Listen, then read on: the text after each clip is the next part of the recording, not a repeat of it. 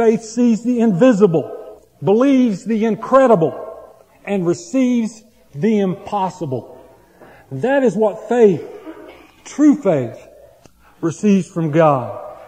Because God is faithful to always answer the prayer of one who truly believes. And that's what it required of Abraham.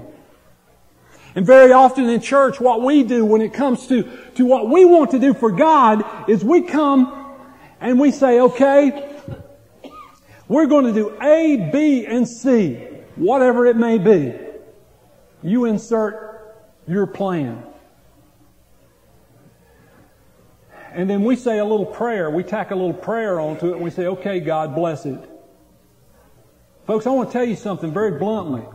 God's not interested in blessing anything like that. God has a plan.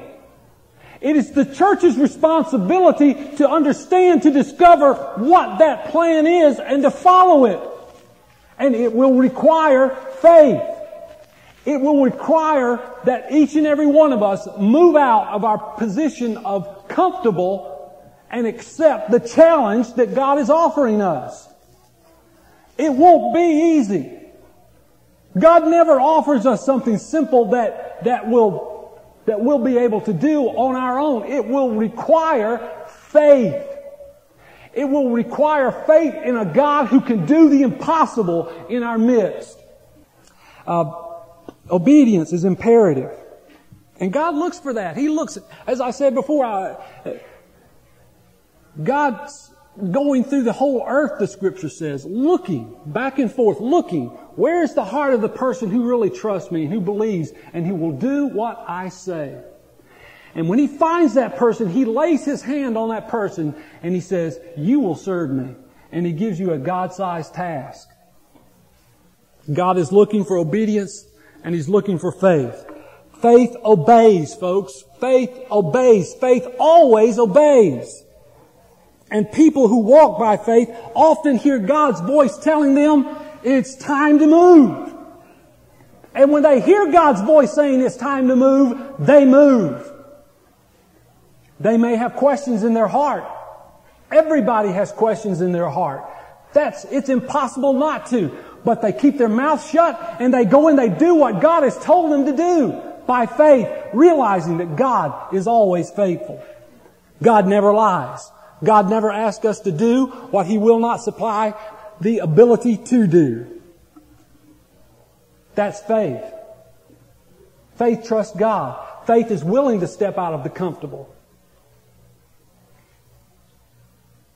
And it's not just for preachers. God says go. God doesn't give you all the details of the future.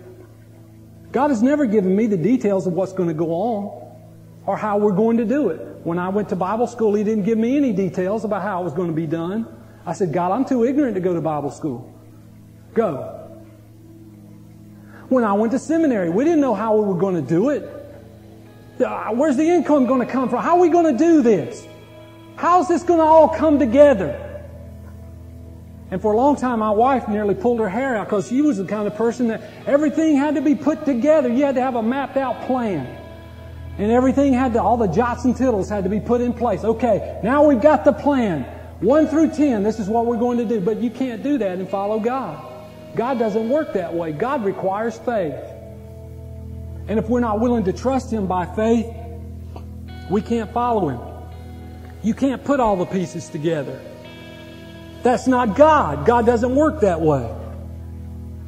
God said, I'm going to change your character because your name has to do with your character.